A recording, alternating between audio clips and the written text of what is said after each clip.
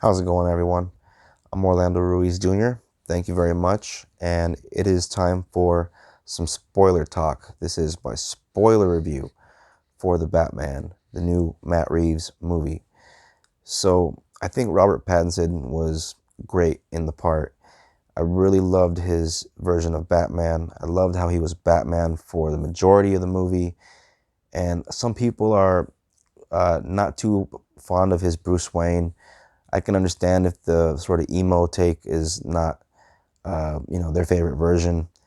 You know, given how he's supposed to be the young year two Batman, to me it all makes a lot of sense. How he's just so angry and even throws a lot of shade at Alfred a couple times, which, to be honest, the first time I watched it, didn't sit well the first time. It kind of bothered me.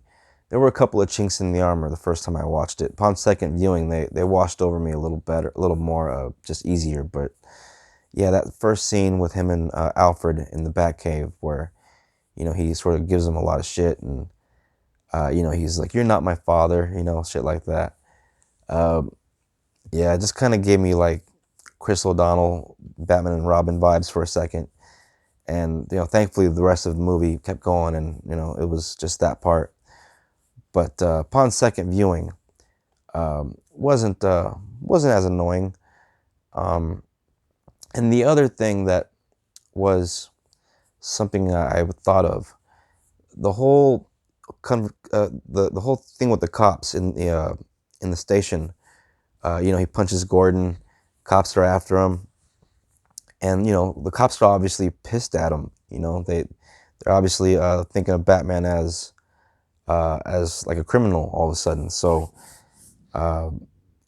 just not that long after that, a few scenes later, after he helps him out with another one of the Riddler crimes, it's like all's forgiven, and it's like nothing really happened. So that was something that I thought of, and uh, took me out of it for a second. But for the most part, just kind of rolled with it because this movie was just so damn fun. Some people are complaining that it's too dark, it's too depressing, it's too gritty.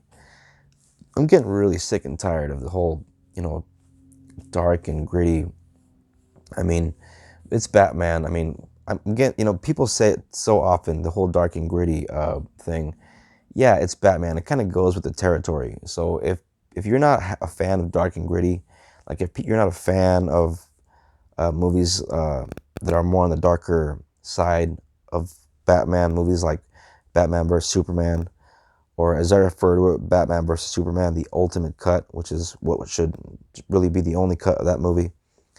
I have no problem with the darker Batman. Nobody was complaining back in '89 about Batman mowing down some bad guys in the Batwing.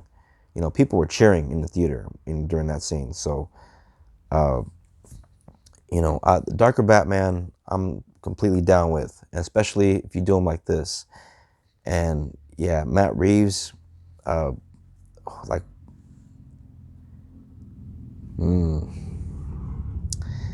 oh, the noises. I just can't escape them. I could snip it out, but nah, it's all there for your amusement. Because personally, when I watch people's videos and I see stuff like that, it gives me a chuckle. So leaving it in, fuck it. Um, so Pattinson is, I think, really sells the part, does a great job in it, and I'm looking forward to seeing his version in future movies.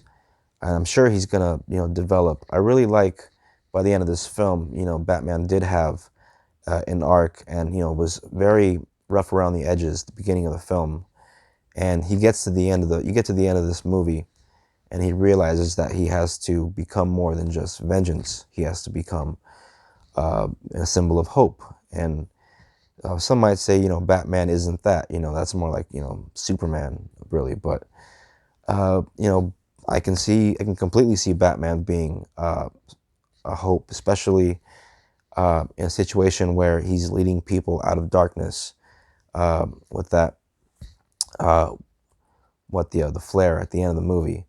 That whole third act, the whole disaster movie part of the ending there was kind of a surprise. I was not, expecting that, and they always had the top, I guess, the last big disaster.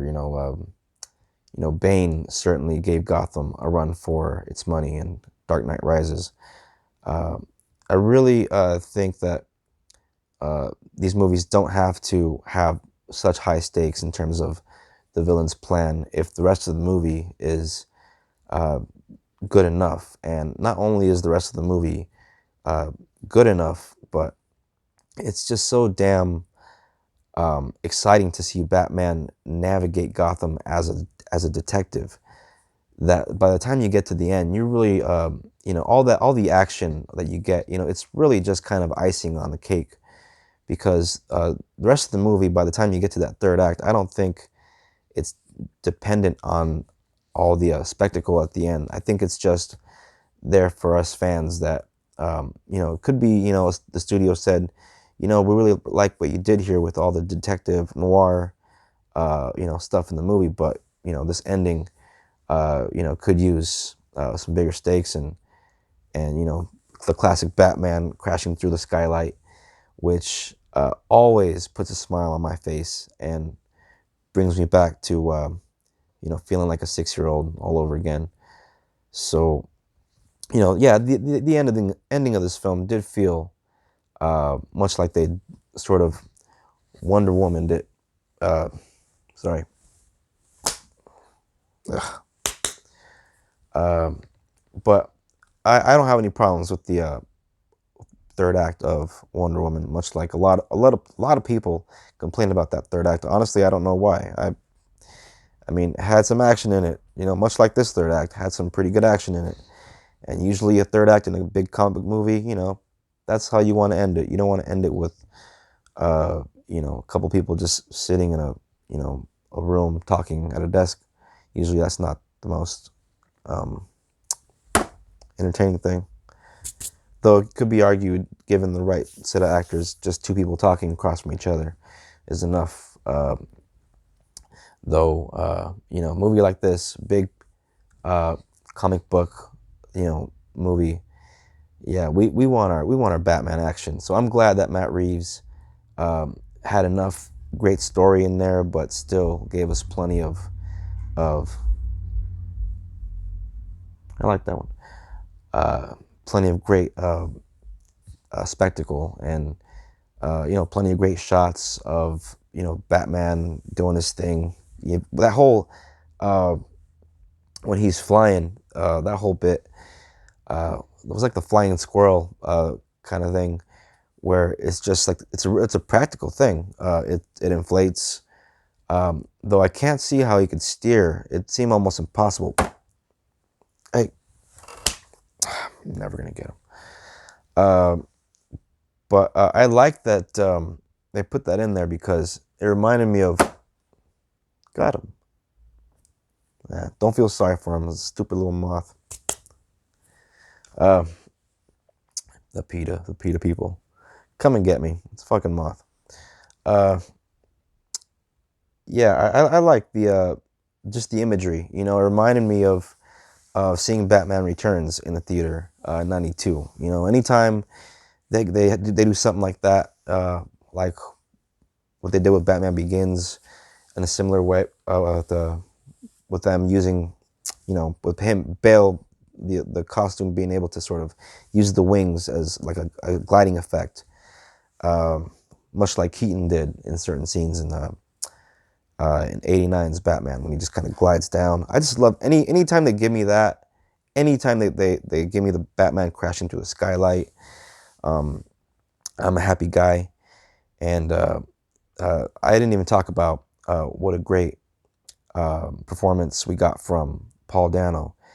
Oh my God, man! Yeah, hopefully he gets some kind of recognition, some kind of acting recognition for this role. I think he was great. I think he was definitely a standout, and he didn't even have to be in the movie that much. They used him just the right amount, I think, to keep him, you know, threatening, scary.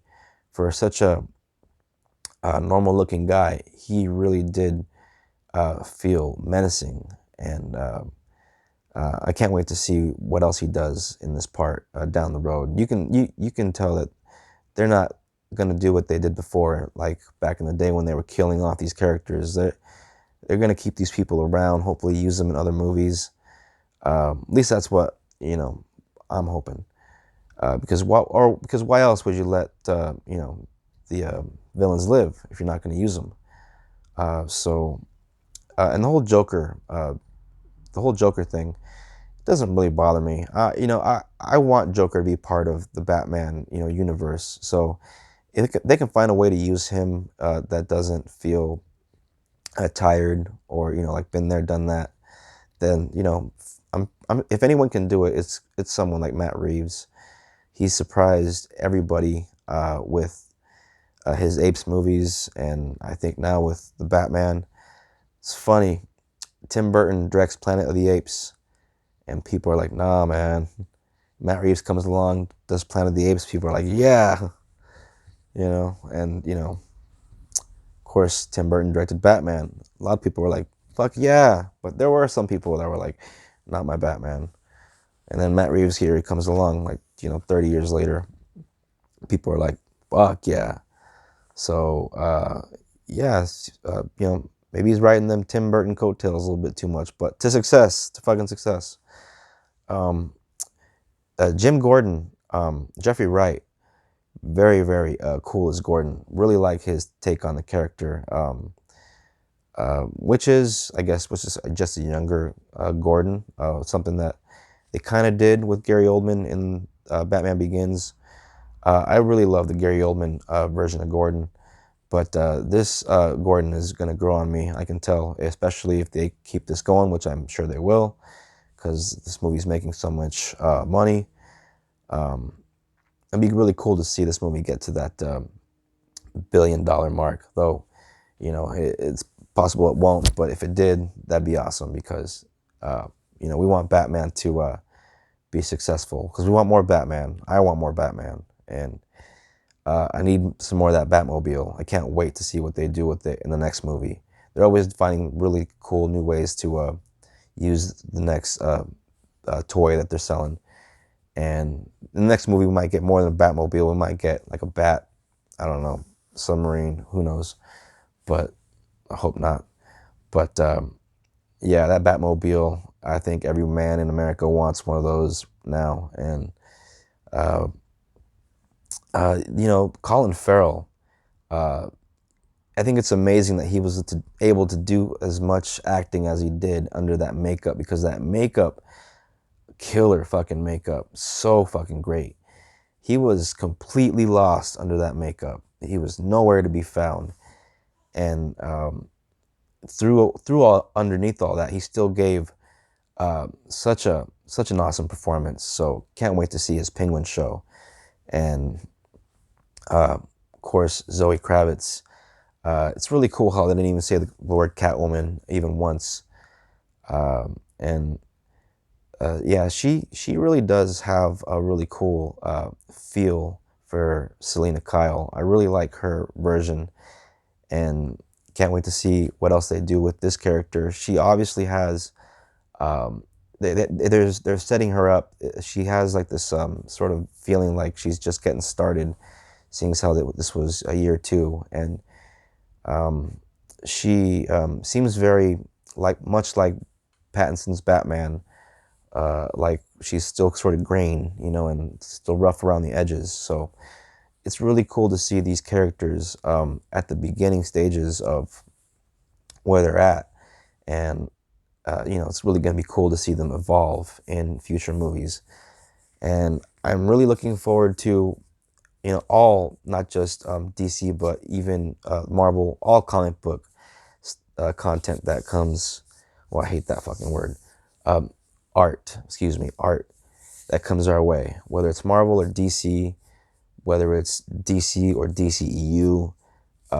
I'm just a fan of these characters, and Batman happens to be my favorite. So um, yeah, the but yeah, the cops, yeah, the cops, that the whole thing with the cops, um, they're cool uh, with Batman all of a sudden out of the blue. Yeah, that I don't know. Maybe when I watch it a third time and a fourth time, maybe it won't bother me so much because the movie is just so much fun. And yeah, it's dark and gritty. Who gives a shit? It's Batman. That's what it's supposed to be. And you know, at the same time, doesn't have to be because I'm a big fan of Batman Forever. So no, it doesn't have to be nothing, but what it is, I appreciate. And this is something that I've been waiting for forever. Just the idea of a noir style detective, character driven Batman movie. Uh, the fact that we finally have that it's there, it's going to be there for me to pick up eventually when I get to get the Blu-ray and wave it at the camera. Uh, yeah, love this movie and can't wait to see it again. I'm gonna go back and watch it a couple more times probably. Yeah, I know it's 3 hours, but it's 3 hours for me that I I honestly I wouldn't take out anything in the film. I know some people are like, yeah, shave off 15 minutes, shave off 20 minutes, but after watching it a second time, yeah, I just leave it alone. It makes for a more immersive experience. Really love that Warner Brothers took a chance and let this be as long as it was, and that they're actually letting their directors make films that they want to make, and because of that, it's resulting in good work. So I hope they, with the whole Discovery merger, everything sort of continues on, and it'd be really cool if we can get more of this kind of thing, and bring on that Snyderverse. I'll have that both. Give it all. I want the cake and I want to eat it too. And I think you should be able to do that. You should be able to have the cake and eat it too. Or else, why not have something else, right? Why not have cake if you can't fucking eat it? So, but yes, thank you very much for. I wish I could wave the fucking Blu-ray so I could be like, look, but yeah, I don't have it yet. I will get it eventually. But thank you very much. And yeah, check this movie out. It's in theaters. It is fucking insane. It's a Batman movie that should probably be rated R, to be honest. But I'm glad it's not because more people can watch it because of that. And I don't mean R because it's overly violent, but I do mean for a Batman movie, it is just the right amount of violent. Batman, the comics always had its foot in the horror genre, especially the early comics. So I'm so glad that we had like a scary Batman movie out there. Love this fucking movie. Okay, enough. I'm gonna run out of fucking space, run out of gigabytes and shit. So, yeah. All right, let's end it there. Thank you very much. Please, like, subscribe, all that, but yeah, if you want to comment, give me your Batman movie ranking. That is very interesting. I love seeing people's Batman rankings, film rankings. You want to throw in the animated movies in there, go ahead. It can all count. So thank you very much, and till next time.